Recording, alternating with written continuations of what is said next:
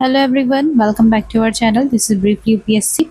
Wednesday है। Wednesday को हमारा ज्योग्राफी एमसीक्यू प्रैक्टिस सीरीज रहता है और ये उसकी 6th वीडियो है जिसमें हमारा टॉपिक रहने वाला था water in oceans and its movements. So बिना टाइम वेस्ट किए हुए वीडियो को हम सीधे स्टार्ट करते हैं।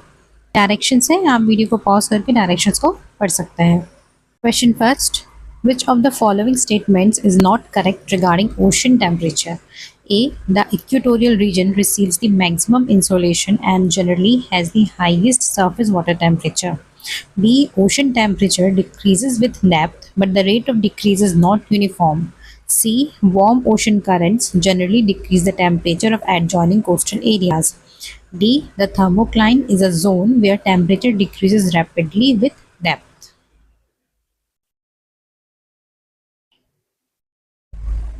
करेक्ट आंसर है ऑप्शन नंबर सी। हमसे यहाँ पे क्या पूछा गया था? नॉट करेक्ट है ना, तो हमारा थर्ड स्टेटमेंट जो है वो रॉन्ग है, क्योंकि जहाँ पर भी वार्म का ओशन करंट्स फ्लो होंगी वहाँ का टेम्परेचर डिक्रीज नहीं होगा, उल्टा क्या होगा? इंक्रीज होगा, इसलिए स्टेटमेंट ये रॉन्ग है। बाकी की जो तीन स्टेटमेंट है वो तीनों एकदम करेक्ट है। थर्मोक्लाइन कौन सा जोन होता है? जहाँ पर टेम्परेचर सडनली डिक्रीज होने लगता है, ठीक है, उस जोन को थर्मोक्लाइन बोलते हैं। ये ओशन में मिलता है। इक्वेटोरियल रीजन जो है मैक्सिमम इंसोलेशन रिसीव करता है क्योंकि सन की रेज डायरेक्ट वहाँ पर पड़ती है एंड वहाँ का सरफेस वाटर टेम्परेचर भी क्या होता है? हाई होता है, ठीक है। ओशन टेम्परेचर जो है जैसे जैसे आप नीचे जाते जाओगे टेम्परेचर उसका जो है डिक्रीज होने लगता है, ठीक है। Question 2. Consider the following statements regarding ocean salinity. First, high evaporation generally increases salinity. Second, heavy rainfall reduces salinity. Third, river discharge increases salinity near river mouths. Which of the statements given above is or are correct?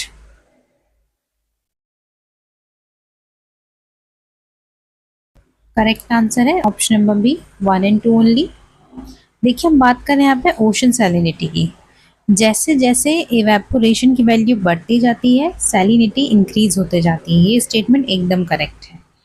दूसरा, heavy rainfall reduces salinity, ये statement भी एकदम correct है। तीसरी चीज़, river discharge की वजह से salinity increase हो जाती है, ये स्टेटमेंट रॉन्ग है। सबसे पहले इवेपोरेशन की बात, सॉल्ट जो है वो इवेपोरेट नहीं हो सकता लेकिन वाटर इवेपोरेट होता है, ठीक है। जब इवेपोरेशन होता है तब वाटर तो इवेपोरेट हो जाता है लेकिन सॉल्ट जो है वो इवेपोरेट नहीं होता। इसकी वजह से सॉल्ट की जो क्वांटिटी होती है उस वाटर की बॉडी में बढ़ने लगती है एंड वाटर वेपर की क्वांटिटी उसमें कम होने लगती है। दूसरा था हैवी रेनफॉल रिड्यूसेस सैलिनिटी। यहाँ पे आप रेनफॉल को ऐसे मत समझिए, आप समझिए कि उस वाटर बॉडी जिसमें सैलिनिटी है उसमें हम और पानी ऐड कर रहे हैं तो उससे सैलिनिटी सी कम हो जाती है। आप ऐसे समझिए इसको, ये आपने ग्लास लिया उसमें वाटर है, आपने उसमें सॉल्ट ऐड किया हुआ है, ठीक है। अब इसमें सॉल्ट क्या हो गया? वो ज़्यादा हो गया। अब आप उस सॉल्ट को कम, उस खारेपन को, पानी को कम करने के लिए आप क्या ऐड करोगे? उसमें पानी ही ऐड करोगे ना, और जिससे उसकी सैलिनिटी क्या हो जाएगी? कम हो जाएगी, ठीक है। याद रखिएगा, जैसे जैसे इवेपोरेशन की रेट बढ़ते जाएगी सैलिनिटी भी जो है बढ़ते जाएगी। अब जैसे जैसे वाटर ऐड होता जाएगा तो सैलिनिटी जो है और रिड्यूस होती जाएगी। Question third. Which one of the following ocean currents is correctly matched? A. Gulf Stream cold current. B. Labrador current warm current. C. Kuroshio current warm current. And D. Peru Humboldt current warm current.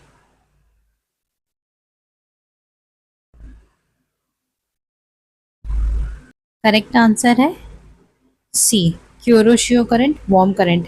अभी आगे की slides में मैंने ocean currents का एक chart लगाया हुआ है जिसमें हम ओशन करंट्स को जो है थोड़ा सा डिस्कस कर लेंगे। मोमेंट के लिए आप जो है सिर्फ ऑप्शंस में ही ध्यान दीजिएगा।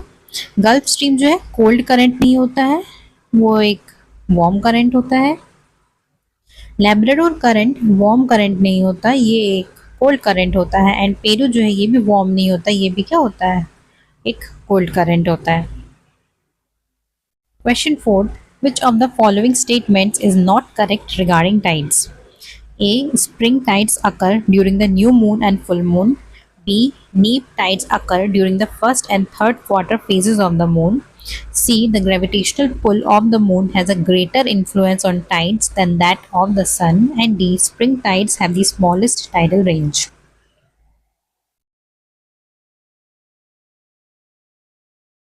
करेक्ट आंसर है ऑप्शन नंबर डी। हमसे यहाँ पे क्या पूछा था, नॉट करेक्ट, तो स्टेटमेंट डी जो है वो रॉन्ग लिखा हुआ है। जो स्प्रिंग टाइड्स होती हैं उसकी स्मॉलेस्ट टाइडल रेंज नहीं होती, इंस्टीड उसकी हाईएस्ट टाइडल रेंज होती है। वो क्यों होती है ऐसे समझिए, हमने टाइड्स के बारे में ऑलरेडी पढ़ा हुआ है। उसमें क्या होता है, वेट अ सेकेंड, ये हमारा अर्थ है, यहाँ सन है एंड यहाँ पर मून है। जब सन एंड मून एंड अर्थ ये तीनों के तीनों एक साथ अलाइन हो जाते हैं, तब कौन सी टाइड बनती है, तब आपकी स्प्रिंग टाइड बनती है।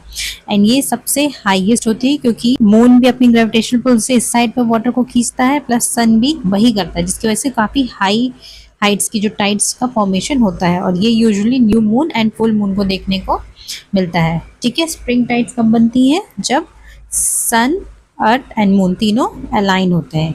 ठीक है, नीप टाइड्स कब बनती है, ये हमारा अर्थ है, ये सन है एंड ये इज आवर मून। जब सन एंड मून दोनों 90 डिग्री एंगल में होते हैं, तब कौन सी टाइड बनती है, आपकी नीप टाइड्स बनती है। ये आपको first and third quarter phase में देखने को मिल जाएगी। अब ये वाली टाइड्स जो है इनका टाइडल रेंज सबसे छोटा होता है। कारण क्या है, क्योंकि सन भी यहाँ से ग्रेविटेशनल फोर्स से पुल करता है वाटर को, प्लस मून भी यहाँ से करता है, और एक दूसरे की 90 डिग्री में होने की वजह से ये लोग उस पुल को कैंसल आउट कर देते हैं मोस्टली, जिसकी वजह से जो टाइड होती है वो ज़्यादा हाई अमाउंट की नहीं बनती है। स्प्रिंग टाइड्स होती कब बनती है, जब ये तीनों प्लैनेट्स अलाइन होते हैं। आपकी नीप टाइड्स कब बनती है, जब ये सन एंड मून 90 डिग्री एंगल में इस परपेंडिकुलर होते हैं। ठीक है, सबसे ज़्यादा ग्रेविटेशनल पुल जो है वो मून का होता है then the sun. Consider the following statements regarding El Nino and La Nina. First, La Nina strengthens the trade winds. Second, El Nino is associated with abnormal warming of the eastern equatorial Pacific Ocean. Third, El Nino generally strengthens the Indian summer monsoon. Which of the statements given above is or are correct?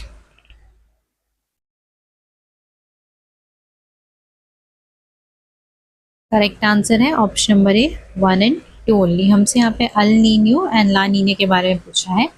La Niña की वजह से trade winds जो है काफ़ी strong हो जाती हैं, एकदम करेक्ट है। अल नीनियो किस एसोसिएटेड है, with abnormal warming of eastern equatorial Pacific ocean, यानी कि जो पैसिफिक ओशन है, ये हमारा पैसिफिक ओशन है, ये हमारा पेरू का कोस्ट है ना। देखिए यूजुअली क्या होता है, ट्रेड विंड्स ईस्ट से वेस्ट की तरफ नॉर्मल डेज में मूव करती है। यहाँ से वो कोल्ड वाटर को जो है वेस्ट की साइड पर लेके जाती है नॉर्मल डेज में। ठीक है, और यही जो वाटर है धीरे धीरे करके अब हमारे इंडियन सब कॉन्टिनेंट की तरफ वार्म होने की वजह से जो है, इंडियन सब कॉन्टिनेंट क्योंकि समय में वार्म हो जाता है ना, एंड हमको पता वार्म हो जाता है, और हमको पता है जहाँ पे टेम्परेचर हाई होता है वहाँ पे कौन सा प्रेशर डेवलप होता है, लो प्रेशर। जहाँ का टेम्परेचर लो होता है वहाँ पे हाई प्रेशर डेवलप होता है, एंड विंड्स जो है वो हाई प्रेशर से लो प्रेशर की तरफ मूव करती हैं। तो नॉर्मल डेज में जब ट्रेड विंड्स ईस्ट से वेस्ट मूव करती हैं, तब वो पैसिफिक ओशन का जो कोल्ड वाटर होता है वो इंडियन सब कॉन्टिनेंट की तरफ जो है मूव करते जाती हैं। ठीक है, अब हमारे इंडिया का टेम्परेचर क्या है, ऑलरेडी हाई है, जिससे लो प्रेशर डेवलप है, एंड जो ये हाई प्रेशर वाली विंड्स होंगी कोल्ड वाली, तो ये इंडिया की तरफ अट्रैक्ट होने लगती हैं, जिससे हमारी कंट्री में एंटर करता है south west monsoon normal days में। बट जब अल नीनियो फॉर्म होने लगता है तब क्या होता है, इस पैसिफिक ओशन के ये ईस्टर्न साइड पर स्पेशली पेरू के कोस्ट में जो है एबनॉर्मल वाटर टेम्परेचर बढ़ने लगता है। कारण क्या है, जब ट्रेड विंड्स, ये वाली जो ट्रेड विंड्स हैं ये वीक होने लगती है ना, ये वाली ट्रेड विंड्स जो है वीक होने लगती है, इनका अमाउंट कम हो जाता है। और ये मोस्टली समर सीजन के दौरान पे ही होता है, जब ट्रेड विंड्स वीक होती है तब अल नीनियो का फॉर्मेशन होता है। तो जब ट्रेड विंड्स वीक हो जाती हैं तब ये पानी जो है मूव कर ही नहीं पाता है ना प्रॉपर तरीके से, इसकी वजह से इनका टेम्परेचर धीरे धीरे कर कर एक जगह पर रहने की वजह से बढ़ने लगता है, और यहाँ का टेम्परेचर धीरे धीरे बढ़ने लगता है, तो यहाँ पर कौन सा प्रेशर डेवलप होगा, ये वाला कंडीशन होने लगती है, ये वाली कंडीशन होने लगती है। एंड जो वेस्टर्न, ये वाला कंडीशन होने लगती है, ये वाली कंडीशन होने लगती है। एंड जो वेस्टर्न साइड है वहाँ पर ये वाली आपकी कंडीशन डेवलप होने लगती है ना, जिसकी वजह से अब ट्रेड विंड्स का बहाव ही उल्टा हो जाता है। देन यहाँ वाले पेरी कोस्ट में आप देखिएगा अल नीनो के दौरान पे बहुत ज़्यादा हैवी रेनफॉल देखने को मिलती है, उसका कारण अल नीनो ही है। ठीक है। एंड जो तीसरा स्टेटमेंट था कि El Nino strengthens Indian monsoon, वो स्टेटमेंट एकदम रॉन्ग है। तो उसका कारण आप इस वक्त करंट न्यूज़ में भी देख सकते हैं कि इंडिया का जो इस साल का जो मानसून सीजन है वो वीक है, क्योंकि काफ़ी स्ट्रॉन्ग अल नीनो जो है पैसिफिक ओशन के ईस्टर्न साइड पर डेवलप हो गया है। Question 6. Which of the following statements is not correct regarding ocean currents? A. Prevailing winds are an important factor in the movement of surface ocean currents. B. The Coriolis force deflects ocean currents to the right in the northern hemisphere. C. Deep ocean currents are driven primarily by differences in temperature and salinity. And D. Ocean currents do not influence the climate of coastal regions.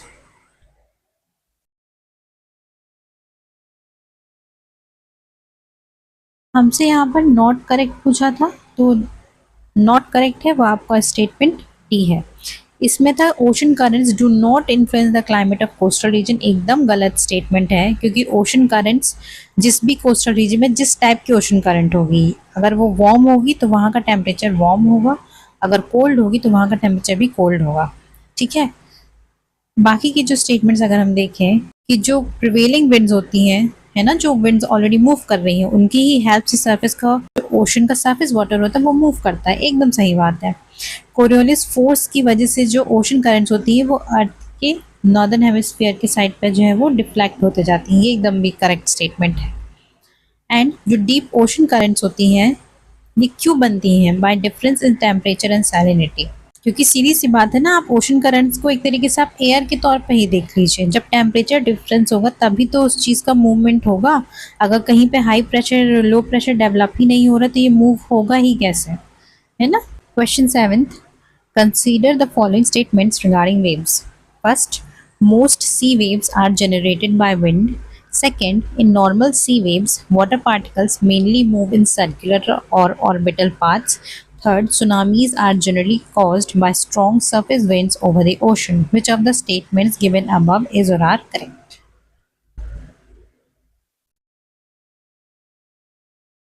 Correct answer option number B 1 and 2 only. हमसे यहाँ पे waves की regarding चीज़ें पूछी गई थी कि most sea waves are generated by winds, एकदम करेक्ट है। हमने इसकी प्रीवियस वाली अपनी सीरीज़ में एक कॉन्सेप्ट पढ़ा था, आपको ध्यान होगा कि हमारा लैंड है एंड सी है ना, किस तरीके से डे लाइट पे ये चीज़ें बदलती हैं, किस तरीके से नाइट टाइम पे जो है विंड का डायरेक्शन चेंज होने लगता है ना। तो सी वेव्स जो है विंड की वजह से ही तो बनती हैं। हमने पढ़ा था टेम्परेचर डिफरेंस होता है, हमने पढ़ा था टेम्परेचर डिफरेंस होता है, उस तरीके से उस वजह से जो है सी वेव्स जो है वो फॉर्म होती है। हमने प्रीवियस क्लास में जो है रिवाइज कर चुके हैं हम। दूसरा है कि in normal sea waves water particles mainly move in circular और ऑर्बिटल पाथ्स, एकदम करेक्ट है। जैसे जैसे एयर इस तरफ बढ़ती जाती है तो ये जो वाटर पार्टिकल्स जो होते हैं वो इस फॉर्म में जो है वो घूमते हुए आगे बढ़ते रहते हैं, है ना, जैसे सर्कुलर ऑर्बिटल मोशन में। एंड तीसरी चीज़, सुनामीज किस वजह से होती है? स्ट्रॉन्ग सरफेस विंड्स, एकदम गलत स्टेटमेंट है, क्योंकि हमको सबको पता है सुनामीज जो है वो अर्थ के इनसाइड पे जो टेक्टोनिक मूवमेंट्स होती है उसकी वजह से सुनामीज का फॉर्मेशन होता है। Question 8, which one of the following pairs is correctly matched? A Canary current warm current, B Brazil current cold current, C Oyashio current cold current and D Agulhas current cold current.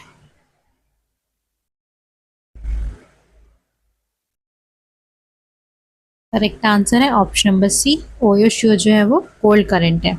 आपका Kennedy भी जो है वो एक cold current है, Brazil जो है वो एक वार्म करंट है, एंड एगोलास कोल्ड नहीं, एक वार्म करंट है। Question 9th, which of the following statements is not correct regarding ocean salinity? A. Salinity is generally higher in regions of high evaporation. B. Salinity is generally lower near the mouths of large rivers. C. The average salinity of ocean water is about 35 ppt. Salinity remains uniform throughout all oceans and at all depths.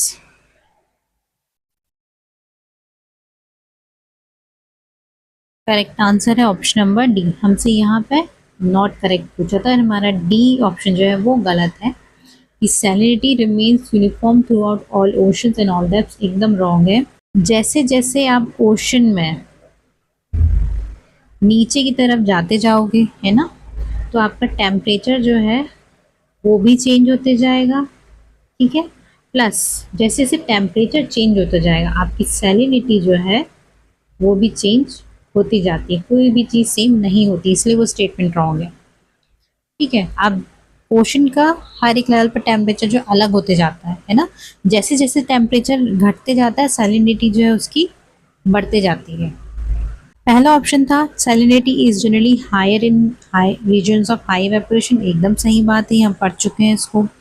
Salinity is lower near mouths of large rivers, ये भी हम पढ़ चुके हैं कि किस तरीके से जैसे जैसे और पानी ऐड होते जाता है वाटर बॉडी में तो सैलिनिटी जो है रिड्यूस होने लगती है। एंड ओशन वाटर की जो एवरेज वैल्यू होती है सैलिनिटी की वो 35 ppt होती है। इस वैल्यू को जो है अच्छे से ध्यान आप रखिएगा। Question 10th, consider the following statements. First, upwelling brings cold, nutrient-rich water from deeper layers to the surface. Second, upwelling regions are among the lowest fishing grounds in the world. Third, downwelling always increases the nutrient content of surface waters. Which of the statements given above is or are correct?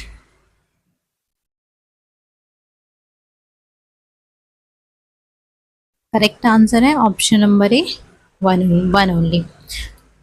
ये पढ़ने से पहले आपको I am sure आपको upwelling and downwelling का concept पता होगा। हम एक बार फटाक से उसको भी रिवाइज कर लेते हैं। ये हमारा सपोज ओशन है, ठीक है। अब जब विंड्स आती हैं है ना, जब विंड्स जो है या ओशन करंट समझ लीजिए वो इस तरीके से मूव कर रही है ना, जब वो वाटर के सरफेस को टच करती हैं तो जो ऊपर की लेयर की जो वाटर पार्टिकल्स होते हैं ना वो भी उस एयर के साथ जो है आगे बढ़ जाते हैं। क्या होते हैं, वो भी आगे जो है वो उनके साथ बढ़ जाते हैं। अब सपोज ये वाली लेयर वाटर की जो है आगे बढ़ गई, इस गैप को फिल करने के लिए जल्दी से नीचे के पार्टिकल जो है वो क्या होंगे, ऊपर आने लगेंगे। अब एक चीज को और ध्यान दीजिएगा कि वाटर की नीचे वाली लेयर का जो टेम्परेचर होगा है ना, वो टेम्परेचर क्या होगा, कम एज कम्पेयर टू उसकी अपर लेयर। यहाँ का टेम्परेचर उसका क्या होगा, हाई होगा, है ना, क्योंकि डायरेक्ट उस पर सन की रेस पड़ रही है तो वहाँ का टेम्परेचर ऑब्वियसली हाई होगा देन दी लोअर लेयर्स। अब जैसे ही ऊपर की वार्म लेयर हटती है तो नीचे से जो उसका कोल्ड लेयर जो होती है वो ऊपर आना शुरू हो जाती है, और यही कोल्ड लेयर जो है काफ़ी न्यूट्रिएंट रिच होती है जो कि अपवेलिंग की प्रोसेस के ज़रिए जो है ऊपर आ जाती है। इसी प्रोसेस को हम अपवेलिंग बोलते हैं, जब वो कोल्ड न्यूट्रिएंट रिच वाटर को ऊपर लेके आती है। ठीक है, इसलिए हमारा स्टेटमेंट एकदम करेक्ट है। सेकेंड है upwelling region are among the lowest fishing ground, एकदम रॉन्ग स्टेटमेंट है, क्योंकि जहाँ पर अपवेलिंग वाले रीजन्स होते हैं वहाँ पे हाईएस्ट फिशिंग ग्राउंड्स माने जाते हैं वर्ल्ड के। ठीक है, जो डाउन वेलिंग होती है, अब देखो अप वेलिंग में पानी ऊपर जा रहा है तो डाउन वेलिंग में क्या होगा, पानी क्या आएगा, नीचे आएगा। तो क्या इससे न्यूट्रिएंट कंटेंट इंक्रीज होता है सरफेस वाटर का, है ना, तो ये स्टेटमेंट एकदम रॉन्ग है। ट्रेंड बढ़ेगा तो ऑब्वियसली बात है फिश और बाकी की जो चीज़ें हैं वो वहाँ पे ज़्यादा अच्छे से पनप पाएंगी, है ना, इसीलिए वहाँ पे काफ़ी अच्छे फिशिंग ग्राउंड्स बनते हैं अप वेलिंग के प्रोसेस की वजह से। और डाउन वेलिंग जो है उससे पानी जो है वो नीचे की तरफ जाता है, तो ये स्टेटमेंट भी गलत है जो हमें दिया हुआ है यहाँ पर। Question 11, which of the following statements is not correct regarding ocean currents? A, western boundary currents are generally warm, narrow and fast moving. B, eastern boundary currents are generally cold, broad and slow moving. C, the Gulf Stream and Kuroshio current are examples of eastern boundary currents. And D, cold ocean currents favor the formation of fog when they meet warm, moist air.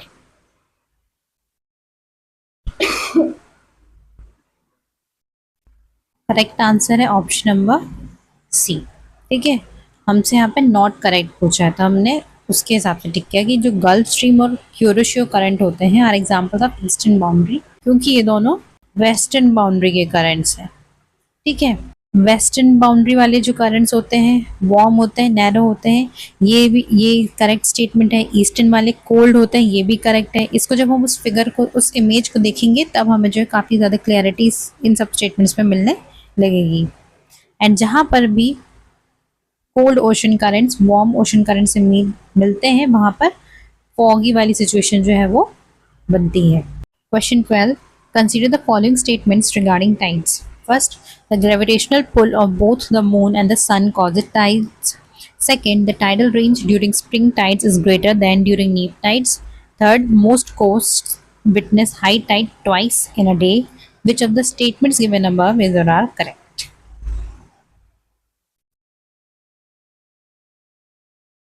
Correct answer है option number D 1, 2 and 3। अभी हमने पढ़ा था कि moon and सन दोनों की gravitational pull की वजह से टाइड्स बनती हैं, दो टाइप की, स्प्रिंग टाइड्स एंड नीप टाइड्स। प्लस स्प्रिंग टाइड्स का जो टाइडल रेंज होता है वो हाई होता है देन दी नीप टाइड्स, है ना। एंड तीसरा, most coast witness high tides twice in a day, एकदम सही है। मोस्टली जो कोस्ट होते हैं वो एक दिन में 2 हाई टाइड्स विटनेस करते हैं एंड 2 लो टाइड्स, ठीक है। Question 13, which one of the following statements is not correct regarding El Nino and La Nina? A, El Nino is associated with the weakening of trade winds. B, La Nina strengthens coastal upwelling along the west coast of South America. C, El Nino generally suppresses the nutrient-rich upwelling of Peru. D, La Nina is associated with warmer than normal sea surface temperatures in the eastern equatorial Pacific Ocean.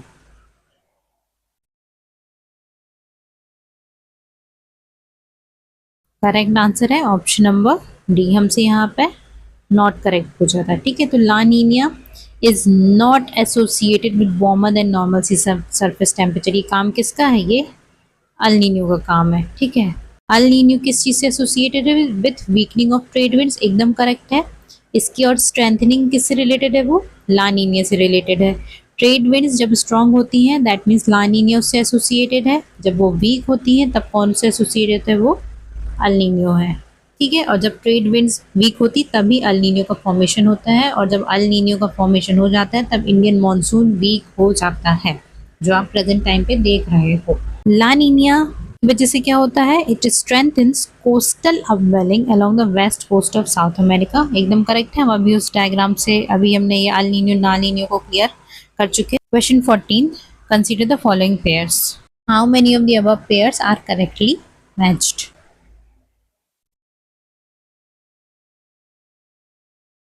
Correct answer है option number B, only 2। आपका Benguela current cold होता है, east Australian current warm होता है, लेकिन California current जो है warm नहीं होता, ये भी कोल्ड होता है। तो ये रहा वो फिगर जिसके बारे में मैं बात कर रही थी। ये जो रेड वाला है ये सभी हमारे वार्म करंट्स हैं एंड ब्लू वाले सभी कोल्ड करंट्स हैं। और अगर आपने वाजीराम एंड रवि IAS की बुक पढ़ी होगी ज्योग्राफी की, काफ़ी अच्छी बुक है वो येलो बुक, अगर आपने नहीं पढ़ी है तो मैं ज़रूर रिकमेंड करूँगी, बहुत ही अच्छी बुक है वो। आपके काफ़ी कॉन्सेप्ट्स जो है बहुत ही अच्छे से क्लियर हो जाएंगे, क्योंकि उसकी लैंग्वेज बहुत ही सिंपल है। जब आप इक्वेटर वाले रीजन में होते हैं, इक्वेटर एंड ट्रॉपिकल रीजन में होते हो, तो कॉन्टिनेंट के ईस्ट साइड पे आपको वार्म ओशनिक करंट्स देखने को मिलेंगे एंड कॉन्टिनेंट्स के वेस्ट साइड पे आपको कोल्ड करंट्स देखने को मिलेंगे। क्या बोला मैंने? जब आप इक्वेटर एंड ट्रॉपिकल रीजन में होंगे तब आपको कॉन्टिनेंट्स के ईस्ट साइड पे वार्म करंट्स देखने को मिलेंगे एंड वेस्ट साइड पे कोल्ड करंट्स देखने को मिलेंगे। जैसे कि आप देखिए, ये अभी हम ट्रॉपिक्स एंड सब ट्रॉपिक्स वाले रीजन में आपको क्यूरोशियो दिख रहा है, ये हमारे ईस्ट साइड पे है, ये वार्म करंट है। कैनेडी करंट को देख लीजिए, अभी हम ट्रॉपिक्स सब ट्रॉपिक्स वाले रीजन में हैं एंड कैनेडी करंट कॉन्टिनेंट के वेस्ट में है और वहाँ पे कौन सा करंट है? कोल्ड करंट है। गल्फ स्ट्रीम को देख लीजिए, उसके बाजू में है, ये भी इस साइड पे गल्फ स्ट्रीम वार्म करंट है। एंड कैलिफोर्निया करंट को देख लीजिए, वेस्ट साइड पे है जो कि वार्म है। ये रिवीजन करने में काफ़ी आसानी होगी अगर आपको याद नहीं आ रहा कि वो कोल्ड था कि वार्म था, लेकिन आपको उनकी लोकेशन याद होगी कि ये कहाँ पे था। ट्रॉपिकल रीजन में है तो वो कॉन्टिनेंट के ईस्ट साइड पे होगा, यानी कि वो वार्म करंट होगा। ये हमारा हो गया ट्रॉपिकल एंड सब ट्रॉपिकल। अब जैसे हम ऊपर जाएंगे तो टेम्परेट रीजन आएगा, है ना। अब हम जब टेम्परेट में देखेंगे तो इसका उल्टा हो जाता है ट्रॉपिकल का। टेम्परेट में अब ईस्ट साइड पे आपको कोल्ड करंट देखने को मिलेंगे एंड वेस्ट साइड पे आपको वार्म ओशनिक करंट्स देखने को मिलेंगे, ठीक है। अगेन यहाँ पे देख लीजिए, ये भी ट्रॉपिकल रीजन है। ईस्ट साइड पे ईस्ट ऑस्ट्रेलिया करंट वार्म है, वेस्ट ऑस्ट्रेलिया करंट कोल्ड है। Question 15, consider the following statements. First, ocean currents help redistribute heat from the equatorial region towards higher latitudes. Second, upwelling zones are generally associated with high biological productivity. Third, variations in ocean temperature and salinity play an important role in driving deep ocean circulation. Which of the statements given above is or are correct? Correct answer है option number D, 1, 2 and 3। ये तीनों statement जो है वो correct है। देखिए, ocean currents की वजह से जो है हीट रीडिस्ट्रीब्यूट होती है from equatorial region towards high latitudes, क्योंकि जब ओशन करेंट्स मूव करती हैं, है ना, तो वो वार्म वाटर को अपने साथ आगे लेके चलती हैं। देन ऊपर कोल्ड वाटर आता है, देन अगेन फिर से ओशन करंट आती है, फिर वो ओशन करंट जो है उस वार्म वाटर को अपने साथ लेकर जाती है ना। तो ये चीज़ें जो है चलती रहती है, इसकी वजह से हीट जो है रीडिस्ट्रीब्यूट होता रहता है। अपवेलिंग जोन्स की अभी हमने बात करी, काफ़ी cold and nutrient rich regions होते हैं, जिसकी वजह से वहाँ पे बायोलॉजिकल एक्टिविटी बहुत ज़्यादा हाई होती है एंड ये हाई फिशरी ग्राउंड के तौर पे जाने भी जाते हैं। जितना ज़्यादा ओशन टेम्परेचर एंड उसकी सैलिनिटी में वेरिएशन आएगा, उतनी ही ज़्यादा ओशन में सर्कुलेशन में भी जो है असर होता है। इन सब चीज़ों के बारे में भी हमने पढ़ चुका है, किस तरीके से इन सैलिनिटी, इवेपोरेशन, अपवेलिंग, डाउनवेलिंग की चीज़ों की वजह से ओशियनिक बॉडी में एक्टिविटीज़ होती हैं। ठीक है, ये थे हमारे सभी 15 questions and I really hope कि आपको रिवीजन करने में काफ़ी आसानी हुई हो। कुछ चीज़ अगर आप भूले भी होंगे तो वो भी इस वीडियो के बाद अब आपने उसको अच्छे से रिवाइज कर लिया होगा। एंड जो अब हमारी नेक्स्ट वेडनेसडे के लिए जो टॉपिक रहने वाला है वो है India's location, gulf, straits and bay. ठीक है, अगर आपको आज की वीडियो पसंद आई हो तो ज़रूर लाइक कीजिएगा एंड दूसरे एस्पिरेंट्स के साथ भी शेयर कीजिएगा, ताकि वो भी हमारी इस जर्नी को ज्वाइन कर सकें। एंड अगली वीडियोस देखने के लिए भी चैनल को सब्सक्राइब करना बिल्कुल मत भूलिएगा। और सैटरडे को एंशिएंट हिस्ट्री की वीडियो आने वाली है, तो उस सीरीज़ को देखने के लिए भी तैयार रहिएगा। Thank you so much for watching.